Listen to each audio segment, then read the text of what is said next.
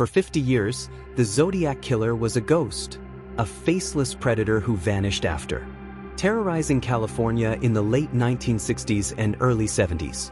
Theories said he was dead, imprisoned, under another name, or had simply stopped killing. But in 2019, a quiet small town in Oregon became the center of a terrifying truth. The Zodiac's game had begun again.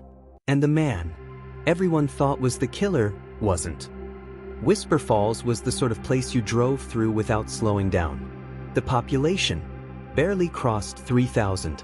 It had a single stoplight, a family-owned diner, and a sheriff's department, where deputies spent more time rescuing stray dogs than solving crimes. Most residents had lived there their whole lives. If you were a newcomer, people noticed. But by summer 2019, one particular newcomer had become just another quiet figure in the background. His name was Harold Gray. Gray was in his late 60s, tall, with neatly combed silver hair and a wardrobe of crisp shirts. He said he was a retired school teacher from upstate, looking for a peaceful place to live out my days. He rented the old Miller house on Birchwood Lane, kept to himself, and carried the same worn leather briefcase everywhere, to the diner, to the library, even on his long nightly walks. No one had ever seen what was inside. He was polite but distant. He never attended town events, skipped church picnics, and refused every invitation to the Friday night football games. His only predictable habit was standing on his porch every morning at exactly 8:03, watching the mail truck pass. On October 3rd, Jim Anders, editor of the Whisper Falls Gazette, arrived at work to find an envelope in the drop slot. No stamp, no return address, just his name typed neatly on the front. Inside, a single line of text. The game begins again. The first piece moves tonight. Ye, at the bottom, drawn in black ink, was a symbol, a circle with a crosshair through it. Jim's stomach dropped. He recognized it instantly. In the late 60s and early 70s, the Zodiac Killer had used that exact symbol to sign his taunting letters to the press and police. When Jim brought the letter to Sheriff Bill Collins, the sheriff smirked. "It's October," he said.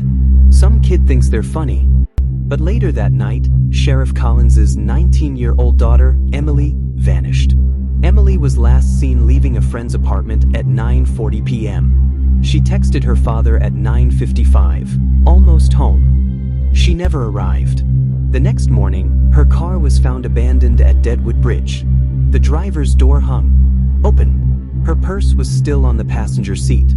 Inside the purse was a folded sheet of paper, with the crosshair symbol drawn in heavy black ink. The sheriff's joking tone from the night before was gone. Within hours, the FBI had taken over. Special Agent Dana Holt was assigned to lead the investigation. Holt had spent 15 years studying the Zodiac case. Every letter, every cipher, every crime scene. When she saw the folded paper from Emily's purse, she froze. The handwriting wasn't close to the Zodiac's. It was exact. Forensic testing confirmed the ink was less than a week old. If the letter was authentic, then the Zodiac was alive, and in Whisper Falls. It didn't take long for whispers to turn into suspicions. People remembered Harold Gray's nightly walks, his fascination with the mail, and his refusal to join town life. 2 days later, Sheriff Collins asked Gray to come in, just to clear a few names. Gray arrived with his briefcase, sitting calmly under the harsh fluorescent lights of the interrogation room. "I don't know who this Zodiac is," he said evenly, "but you seem to think he's a very bad man." Agent Holt noticed his watch, a Seiko 6105 diver's watch, the same model spotted on one of the original Zodiac suspects in 1969. When she asked about it, Gray gave a faint smile. "Family keepsake," he said. 2 days later, a small cardboard box arrived at the sheriff's office. No return address.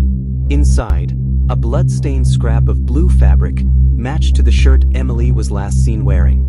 The tape contained a distorted male voice. "You had your chance to stop me in '72. Now I'm finishing my work." A partial fingerprint was found on the cassette case. It matched one from an unsolved 1994 murder in Oregon. But Gray had an alibi. Hospital records showed he'd been recovering from surgery in New Jersey during that time. Holt wasn't convinced. An alibi only proves where someone says they were, she told her team. Not who mailed the letter. 3 days later, another letter appeared at the Gazette. Whisper Falls Founders Day Festival. Midnight. The next piece falls. The festival was scheduled for that weekend. Sheriff Collins wanted it canceled. The mayor refused. "We're not shutting down over a crank," he said. Agent Holt doubled the number of plainclothes officers for the event. The square was alive with music and laughter. Food stalls lined the streets. Children ran with glow sticks.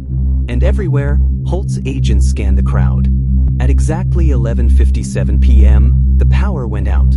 In the darkness came a single scream. When the lights flickered back on, a young woman lay dead in the center of the square. The crosshair symbol was carved into the dirt beside her. Harold Gray was gone. Officers fanned out, searching alleys, fields, and the wooded outskirts. At dawn, a deputy found a trail of footprints leading into the forest. 2 sets, both fresh. The trail ended abruptly at the riverbank, where the mud was disturbed, as if a boat had been pushed into the water. When Holt reviewed festival surveillance footage from a local shop's security camera, she saw something chilling. At 11:50 p.m., Harold Gray was standing near the main stage. But at the same time, across the square, another man, nearly identical in height and build, was buying coffee from a vendor. They wore the same style of jacket, same posture. Both carried worn leather briefcases. Holt froze the frame. One of them looked directly into the camera and smiled, the same half-smile seen in a 1970 photo of the Zodiac mailed to the San Francisco Chronicle. It meant one thing: Harold Gray wasn't the Zodiac Killer. But he knew him. The Founders Day Festival was supposed to be Whisper Falls' most joyful night of the year, tradition going back nearly a century. But by sunrise, the town square was a crime scene. Yellow tape cordoned off the area where 24-year-old Melissa Price had been found dead. She'd been stabbed twice in the chest, and a crude crosshair symbol was carved into the dirt just inches from her body. Every inch of the square was photographed. Evidence markers dotted the ground like scattered playing cards. But the public's focus wasn't on the victim, it was on the man who had vanished during the blackout, Harold Gray. By 8 a.m., Gray's description was on the police radio. Deputies went door to door, asking if anyone had seen him leave the festival. Most hadn't even noticed him there, until they realized he was gone. At least 3 people swore they saw Gray near the food stalls just before the power outage. One man, a local mechanic, said he was standing by the hot dog stand, holding his briefcase. Didn't even look like he was buying anything. Just standing there watching. But another witness, a teenage girl, claimed she saw him by the fountain on the other side of the square at the same time. He was talking to some guy, she said. They both had the same kind of jacket. I thought maybe it was his brother. When Agent Holt compared the statements, the timelines overlapped. If they were both correct, Gray couldn't have been in both places at once. Officers combed the wooded outskirts of Whisper Falls. That's when Deputy Frank Rourke found the 2 sets of footprints leading from the edge of the square into the trees. One set was larger, with a long stride. The other was smaller, the steps closer together. The trail led to the Sycamore River. The mud was disturbed, reeds flattened, and a shallow impression in the bank suggested a small boat had been launched recently. A few yards downstream, they found something half buried in silt, a folded piece of paper sealed in a clear plastic sleeve. Inside was a map of Whisper Falls, with 3 more locations circled in red. Gray was found the next morning, calmly walking along Birchwood Lane toward the Miller house. When confronted, he didn't resist. "I suppose you want to talk to me again," he said to Holt, almost amused. At the station, Gray denied attending the festival at all. "I was at home," he claimed, "reading." But Holt had security footage showing him in the crowd. When confronted, Gray adjusted his tie and said, "Then I suppose I have a double."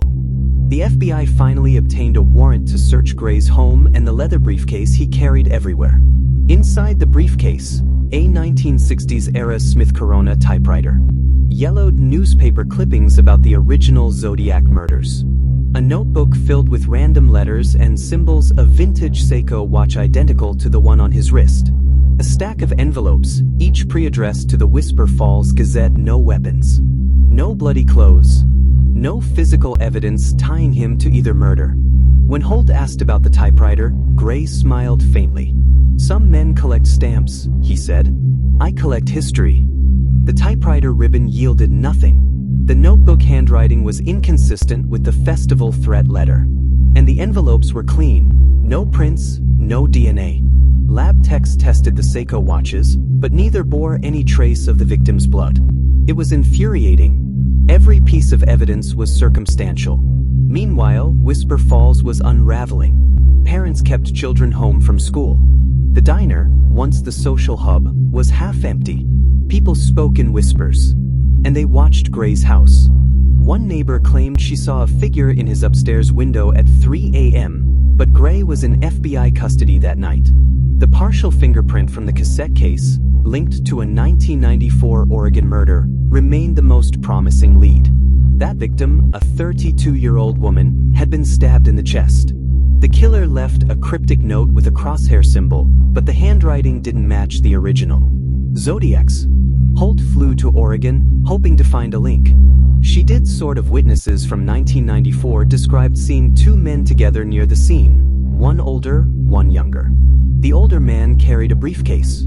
When shown a photo of Harold Gray from the 2000s, a surviving witness hesitated. "Looks like him," she said. "But the guy I saw was younger than that." Holt began to suspect Gray wasn't the killer, but was connected to him. Maybe a relative. Maybe a longtime associate. The double witnesses saw at the festival wasn't a coincidence. Surveillance footage backed it up. On one camera, Gray was near the main stage at 11:50 p.m. On another camera, across the square at the exact same time, a man of similar height and build bought coffee from a vendor. Both wore similar jackets. Both carried worn leather briefcases. 2 days after the festival murder, another envelope arrived at the Gazette. "You were looking at the wrong man. But he's been looking at you." Inside was a Polaroid photo. It showed Agent Holt, standing in her motel room, visible through the gap in the blinds. The timestamp in the corner was from the night before. Holt slammed the photo down on the sheriff's desk. "If Gray isn't the Zodiac," Collins asked, "then who the hell is?" Holt didn't answer. She was staring at the Polaroid, her mind turning over a single thought. The Zodiac wasn't just back. He was here. And he was watching. Subscribe for episode 2.